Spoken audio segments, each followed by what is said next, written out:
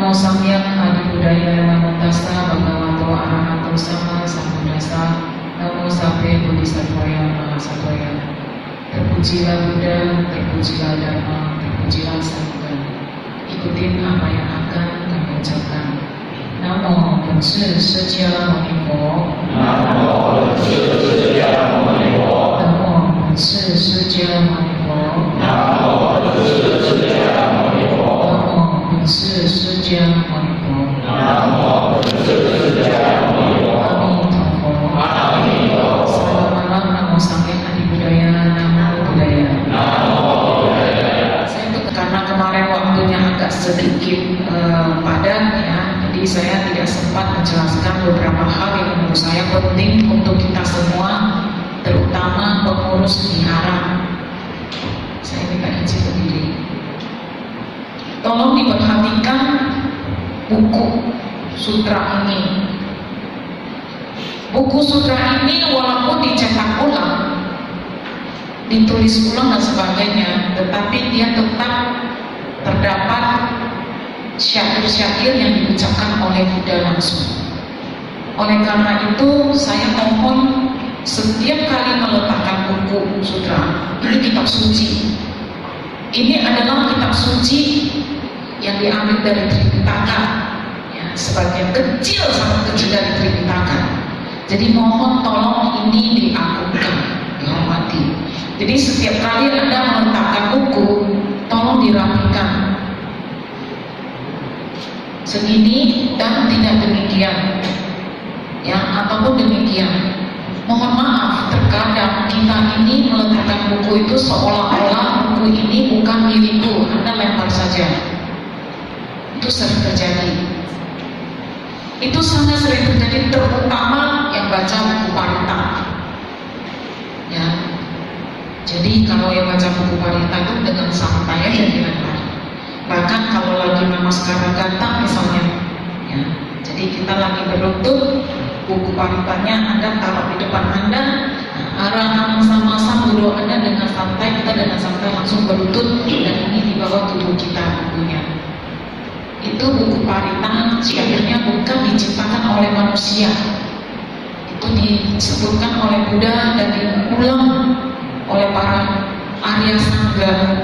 Jadi Arya Sangga itu adalah para murid-murid Buddha yang mencapai tingkat kesucian sampai arahat. Kita jangankan arahat, jangan satu pun nggak nyampe, ya. Jangan kalau arahat itu bahasa Mandarinnya lohan, ya. Kita jangankan lohan, alohan aja kita nggak bisa. Ikan alohan kan dipuja-puja ya. Saya baru tahu, jadi baru minggu-minggu berapa ini saya ternyata baru tahu alohan itu sangat dibanggakan, sangat di apa ya? Saya nggak tahu mengekspresikannya karena jendongnya ini loh, semakin besar katanya semakin bagus. Coba kalau Anda ininya besar, Anda sibuk mencari rambut untuk tutupi, tapi Anda nggak tahu ini semakin tinggi itu semakin bagus. Itu satu, paham ya? Yang kedua, buku kitab suci ini di atasnya tidak boleh ada yang lain kecuali sesama buku sutra atau buku Parita. Contoh, ini boleh ditimpa sedemikian. Ini boleh. Di luar itu tidak boleh. Termasuk tasbih, termasuk alat kebaktian, semua yang berhubungan dengan barang-barang dharma tidak boleh. Termasuk mui sekaligus punya ininya taruh di atas. Saya akan jelaskan mengapa, ya. Ini tidak boleh. Jadi bahkan buku dharma ya ditulis oleh siapapun juga itu tidak boleh di atas buku kitab suci, terutama buku sutra maupun buku Parita. Buku Parita itu dhammapada boleh sesama karena itu adalah syair-syair yang diucapkan oleh Buddha. Ya, buku Parita boleh di atasnya karena itu sama-sama ucapan dari yang disampaikan oleh Buddha. Sampai di sini paham? Ada yang ingin bertanya sampai di sini? Ada ya? Sudah jelas ya? Nah, sekarang selanjutnya, ingat ya, bahkan tasbih pun, ya, buku dharma pun tidak boleh di atasnya. Buku dharma tahu ya, yang kita kita baca. Jadi kalau memang mau satu toko ini harus paling atas. Anda boleh tanya ke mantan sama merah yang tahun lalu ikut retret di Gadok ya. Jadi buku kebaktian mereka yang Wajrayana dari Sangga Agung, di depannya itu tertulis tidak meletakkan apapun juga di atas buku ini kecuali sesama buku sutra. Ya, ada tulisannya. Ya, termasuk tasbih pun, bahkan bel. Ya, ini bel ada wajranya ini. Ini pun tidak boleh di atasnya. Padahal ini di atasnya ini ada. Ini karena buatan manusia. Ini semua hasil buatan manusia. Ini bukan buatan manusia. Ini benar-benar diucapkan oleh Buddha langsung. Ya. Jadi ini semua berkaitan dengan yang diajarkan oleh Buddha. Selanjutnya, kalau Anda lagi duduk, ini masih enak. Ini harus berterima kasih sama pengurus biara di sini. Ini aku di sebelah sini. Ruangannya ber-AC 6 biji lagi. 1, 2, 3, 4, 5, 6, saya hitung. Ya, Anda dengan sampai duduk. Anda tahu di kota daerah Kalimantan, kota Sampit, kota Benghari, tidak ada AC. Anda tahu saya duduk saja. Saya kemarin baru pulang hari Jumat sebelum ke sini. Cuma saya baru sampai dari Medan dan balik ke Jakarta. Selasa saya ke Bandung. Saya hanya duduk berbicara sama bikuninya, Ayah Samanta. Ngobrol, kita membahas tentang apa aja. Ya, dari tentang beliau, belajar pengalaman beliau belajar di Sri Lanka dan Thailand, dan saya yang belajar memang lebih ke Mahayana. Duduk aja, keluar keringat. Jadi dari pagi bangun sampai malam itu keringatan. Jadi kalau saya mau tidur saya mau mandi. AC tak mempan. Berapa biji? 2 biji, 3 biji tak mempan. Saking panasnya. Ya. Mereka tidak ada pun satu umatnya yang menggunakan kipas. Ya, ini jadi kipas. Kita di kota besar. Sampai lebih parah. Tapi samanya lebih kecil. Kalau yang lain hari dia lebih besar dikit, lebih panjang dikit. Jendelanya besar, jendelanya segitu besar, begitu buka angin ada di samping juga. Tetapi mereka satu pun tidak ada yang menggunakan jadi kipas. Dan di satu latihan membaca parita, baca sutra, mereka di begitu dulu satu orang di depannya dia ada tempat, ada meja kecilnya khusus untuk taruh buku. Jadi begitu mereka mau namaskara 3 kali, bukunya di atas meja mereka pinggirkan ke samping. Ya, ribet nggak? Ribet. Tapi Anda tahu nggak berapa ribetnya? Yang Mahasamadhi menunggu 49 hari. Buddha itu tidak mau memberikan ajaran. Beliau turun. Anda bayangkan kalau nggak ada beliau untuk ngomong, kita nggak bisa mengenal ini. Nggak mungkin ada Kristen lah, Katolika, mungkin kita sudah tidak kenal dan sebagainya, mungkin bisa terjadi. Dan tidak dalam satu ruangan ini. Jadi mereka pikirkan. Yang paling sedih tahu nggak di mana? Kalau ada yang rumah duka. Kalau yang rumah duka itu lebih parah lagi. Makanya kalau saya disuruh ke rumah duka itu saya keberatan. Ya, karena kalau lihat itu bukunya nggak dihormat itu saya sudah parah. Ini diopai 3 kali. Dia dengan santai dia lempar bukunya. Sumpah. Saya tanya dulu, kita yang berdiri di sini melihat buku dia lempar.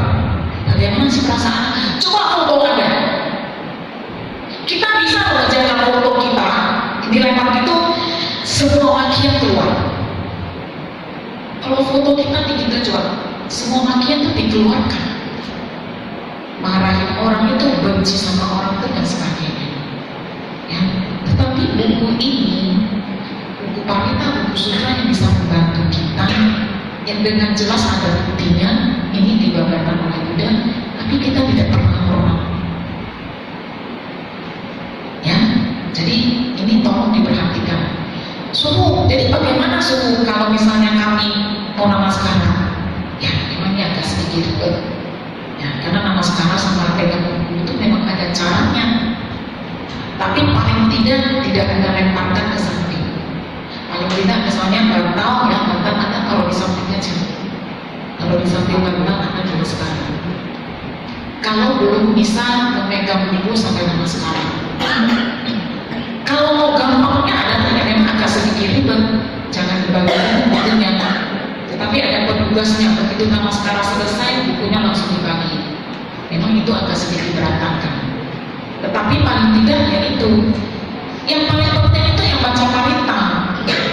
Karena dari awal itu kan bersikap nama sekarang kan. Nah, itu buku-buku tuh kadang-kadang dengan tanpa dosa dia mau nama sekarang, dia udah duduk nih, duduk bersila. Mari kita membacakan nama sekarang Gata dengan ajari bersikap jaga, bersikap nama sekarang. Bukunya tuh dengan sampai dia gini. Dia geser dan bikin aja. Mengapa tidak Anda angkat dan Anda letakkan dengan koma? Ini buku kita baca loh. Buku ini kita baca. Anda tahu bagaimana dengan saudara kita Muslim kalau buku kitab sucinya itu taruh di lantai saja di demo berhari-hari. Kita, apakah Anda akan menyembuhkan meditasiku? Ini buku yang kita baca yang bisa membantu kita. Kalau Anda bilang panas, tanya aja kemana sama merahnya, pakai berapa baju kita pakai. Ya, saya udah baju pakai 4. Ini 1, 2, 3 kaos baju pakai dalam lagi 5 berapa. Kita mau lebih panas dari Anda. Jadi kalau bilang panas dan sebagainya, saya rasa itu adalah risiko yang harus kita terima. Lalu yang terpenting lagi yang terjadi ini khususnya pemimpin kebaktian ketat terus lah orangnya. Jadi kalau pemimpin kebaktian Anda sudah tidak menggunakan bukunya, sudah selesai dibaca, ini bukunya usahakan jangan terbuka. Ini sering kejadiannya dibuka begitu selesai sudah bubar. Tolong begitu selesai sebelum nama sekarang 3 kali menutup ini tuh ditutup. Ya, tolong ditutup. Jadi kenapa?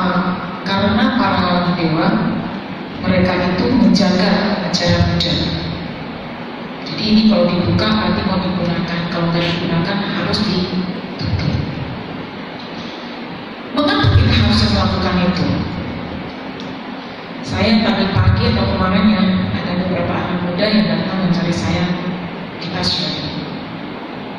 Saya tanya, ada baca sejarahnya Buddha nggak? Ayo anak muda, sama merah, remaja di sini, kalian baca sejarahnya Buddha nggak? Ada. Siapa yang nggak ada?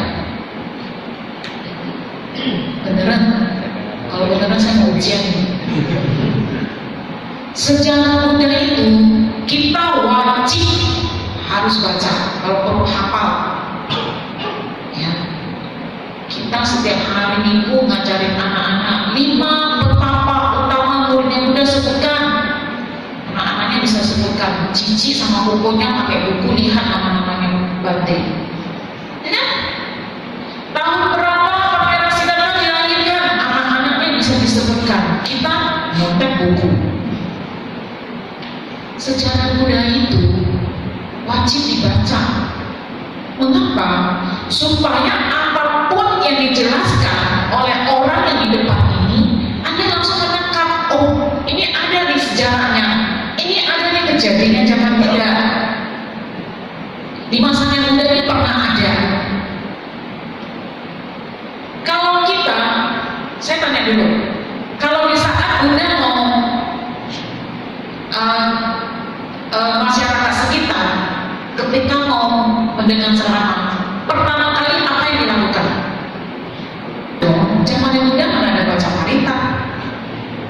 Kan buku parita itu kan disusun oleh Maria Arya Sangga. Sebelum Buddha membabarkan ajaran atau di saat itu membabarkan dhamanya, masyarakat itu wajib keliling 3 kali dan memohon sebanyak. Makanya kenapa aku berlindung kepada Buddha untuk kedua kalinya, ketiga kalinya. Simbolnya itu dari sana. Namo Samya Adi Buddhaya mengapa 3 kali? Namo Tassa Bhagavato mengapa 3 kali? Ada kira tuh pakai Arya Sangga buatnya sesuka mereka. Karena pada zamannya itu Mahapasapati juga sama, beliau itu memohon sebanyak 3 kali kepada Buddha. Demikian juga Mahapajapati di Kuni, beliau juga memohon sekian kali untuk mendengarkan, menerima sebagai murid. Anda bayangkan loh, zamannya itu loh harus memohon. Anda zaman sekarang mah tinggal telepon, suhu Amitabha, bisa nggak ya suhu tanggal sekian sampai sekian ada kelas. Oke. Mana ada ngomong kedua kali, kecuali kalau waktunya tepat. Ya, coba Romo bla bla bla gampang. Romo buat acara demikian Anda minta, oke, sama pengurus wihara sudah oke. Tetapi kita menghormati, kita menghargai kegiatan itu sejauh berapa, termasuk buku ini. Karena kita tidak merasa ini milikku, ini bisa membantuku, ini bisa membimbingku, sehingga kita selalu menganggap remeh. Sedikit saja dikasih tahu, bukunya dihormati, mulailah subuh itu yang kalah sekali. Baru satu buku taruh pinggir aja, udah marah-marah. Anda belum ketemu muslim, bukunya nggak taruh di tempat tempatannya itu di demo. Mereka di rumah buku itu ada rencana untuk taruh kitab suci mereka. Anda mau tahu kitab suci kita ya? Mau? Anda kalau mau tahu, itu paling contoh nanti saya fotoin aja satu aja, satu bagian kecil aja saya fotoin itu satu lemari. Bawalah ada tuh. Ini hanya segini kecil. Kalau Anda bilang ini bukan kitab suci, nah, ya udah Anda cari aja di kitab terkitakan. Anda buka. Di sana mau yang Inggris ada yang mau Mandarin ada. Anda mau bawa aja satu lemari. Ini sudah vampir. Kita punya mahal disuruh beliau-beliau ini sudah memberikan kita yang gampang supaya kita bisa pelajari. Cocok yang mana itu yang digunakan. Ya, kita ini kalau aturannya ya, misalnya nih sudah mau sampai selesai. Ketika nih bukunya kita saling berhadapan, ya, yang sebelah sini menghadap ke tengah, yang sebelah sini menghadap ke tengah. Ini bukunya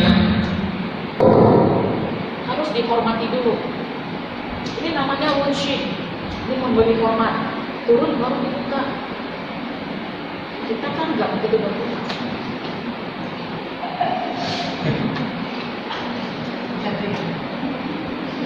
Ini sangga jaga setengah mati. Ya ini memang kesalahan sangga sih, karena sangganya nggak kasih tahu. Ini karena saya diingati sama Romo Jarwo aja. Saya diingati oleh Romo, kalau enggak saya sudah hampir terlewat.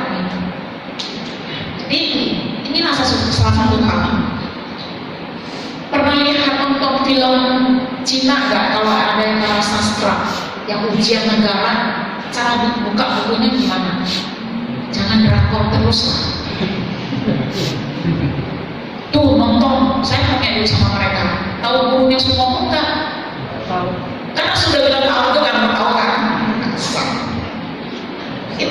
Itu guru semua itu nyata loh. Ada jangan main-main yang nggak nyata tuh semua ngomongnya. Itu si babinya. Siapa sih ikannya? Si modelnya itu imajinasi, itu simbol, itu lambang. Satu orang manusia memiliki sifat demikian. Jangan Anda nampak sumoko, Anda pai sumoko. Ya, tapi gak apa-apa sih. Anda mempai keserakahan Anda. Ya, sumoko itu simbol keserakahan.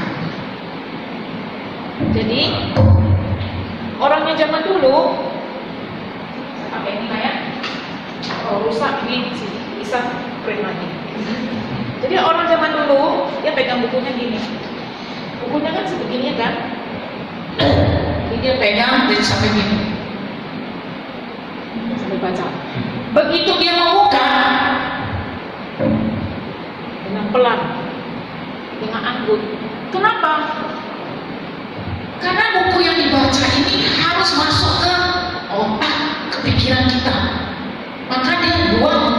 sedemikian rupa.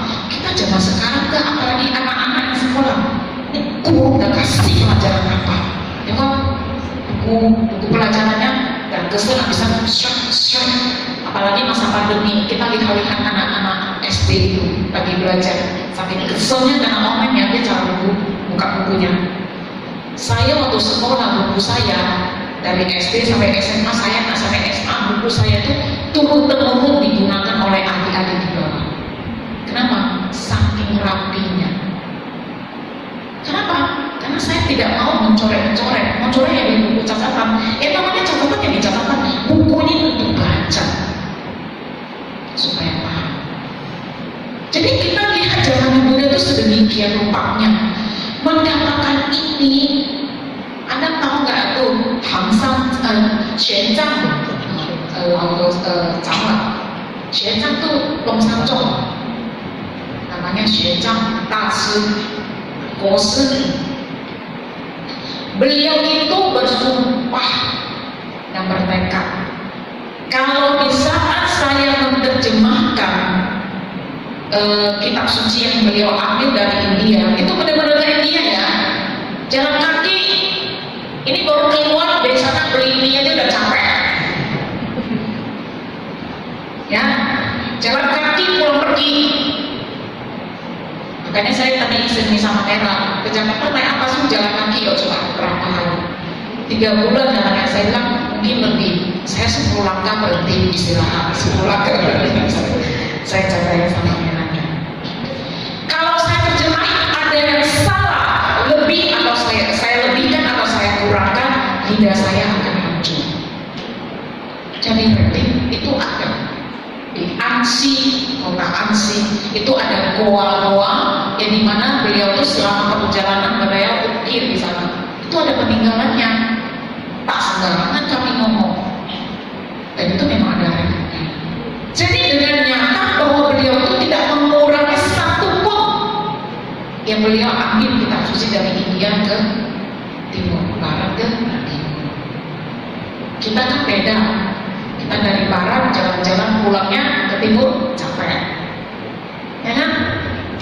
Nah maka itulah, tolong hormati,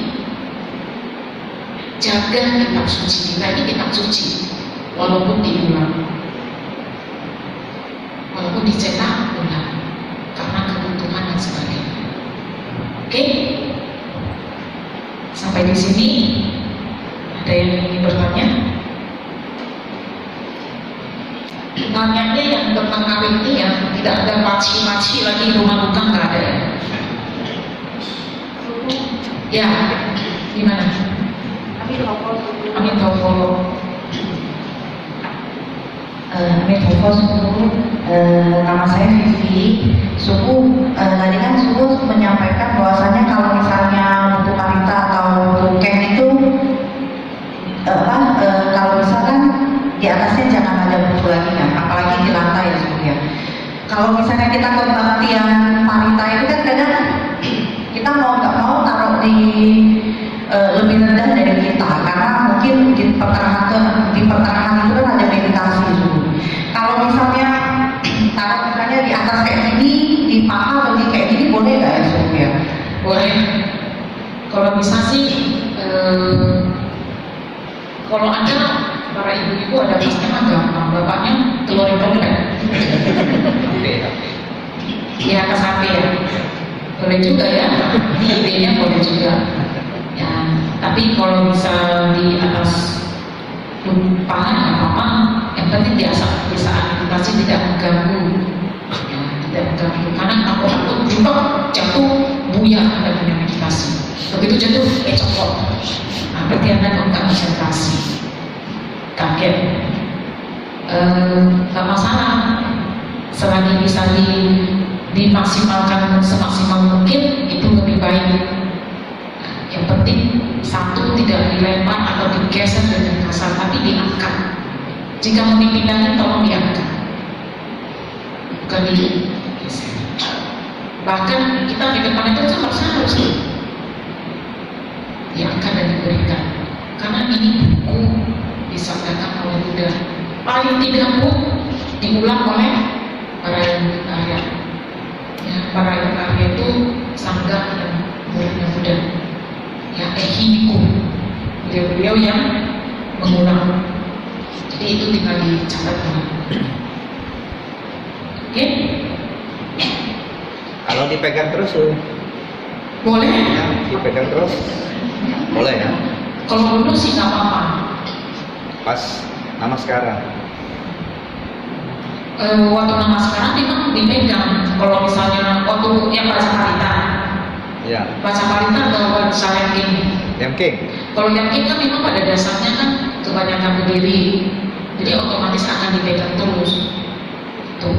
Hanya saja memang, jadi kalau misalnya waktu kita berdiri itu kan sedada, Ya. ya bukan segini ya. Kalau Anda sudah segini kan biasanya rambut, tolong dipakai kacamatanya. Kayak saya kan, takut ketinggalan kacamatanya. Saya ini mah kombinasinya banyak matanya. Nah, bukannya tuh begini. Ya. Karena kenapa? Di saat kita begini, banyak hal yang bisa dibantu. Misalnya contoh pernafasan dari perut dan sebagainya, ya kan? Dan ini sebenarnya kan harusnya sejajar supaya tidak turun. Kalau tidak turun, itu akan menghilangkan kesadaran. Salah satunya apa? Gampang capek, gampang lelah, akhirnya nanti ngantuk. Tapi kalau begini, kita menyadari sensasi yang keluar dari tubuh kita. Misalnya ada rasa pegal dan sebagainya, itu bisa membantu supaya konsentrasinya tidak buyar, sehingga kita bisa mengatur. Ya. Dan kalau kita terlalu tunduk, ini waktu lihat kayaknya kan nggak keluarnya, suaranya nggak keluar. Kalau begini kan keluar suaranya. Nah ini ya, kalau yang mungkin atau baca parita pun suara memang benar-benar harus dikeluarin. Jadi pegang terus saja namaskara dan sebagainya, tetap dipegang. Pada dasarnya namaskara, wushu itu, buku itu memang harus dipegang. Yang harus dipegang bukan diletakin. Kalau yang Mahayana harusnya dipegang. Hanya saja kan saya tidak akan mencari untuk kali ini. Untuk namaskara bisa pegang buku. Jadi itu memang agak ribet sedikit, ya, karena harusnya ada orang-orang tertentu yang diajari. Nanti waktu saya ngajar ada yang bantu perhatikan. Nah, lalu yang penting lagi adalah, semoga kedengaran suara saya ya. Ketika waktu kita lagi berdiri misalnya, waktu berdiri kan, ada sangga yang masuk nih. Buku ini Anda tidak perlu harus,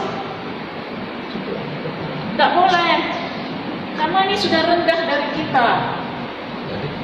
Yang bentuk anjali kita di mana? Di depan? Bukan begini kan?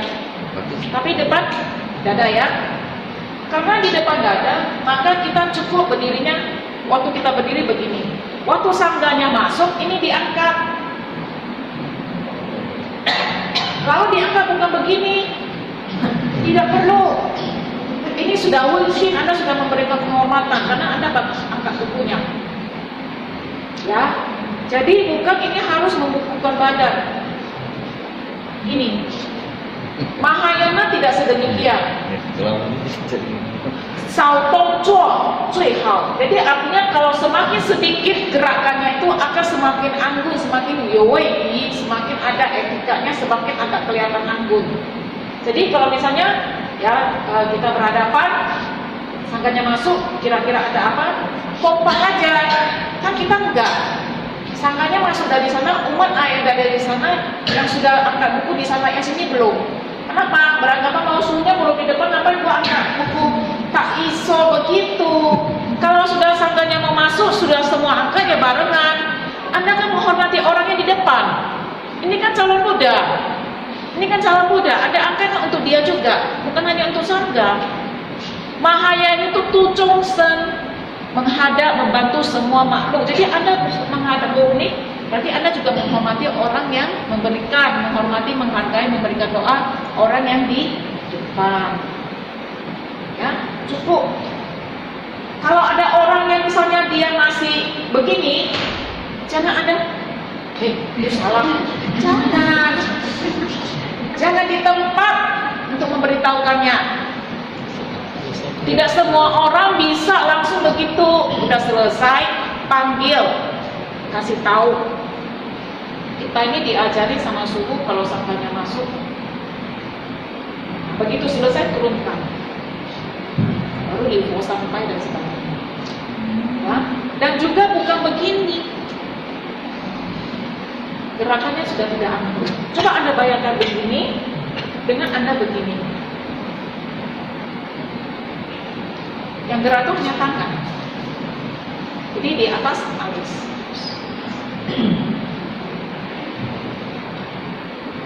Paham? Demikian halnya dengan Mujawati kalau baca Parita. Nah, beda urusannya kalau kita tidak pegang buku itu boleh. Ya. Tapi agamisme sebenarnya luar biasa. Kalau Bante Ariyanti bilang umat Buddha itu kalau benar-benar mengerti tentang kebajikan itu luar biasa, sampai dia bisa benar-benar membukunya itu sempurna. Itu bukan salah ya, tetapi kita juga menjaga, karena lama itu kan usia muda tidak apa, tapi kalau usia yang sudah 40 tahun ke atas itu juga harus hati-hati. Ya, bagi kami itu anak cukup, yang penting membukukan badan. Siapa itu? Yulia.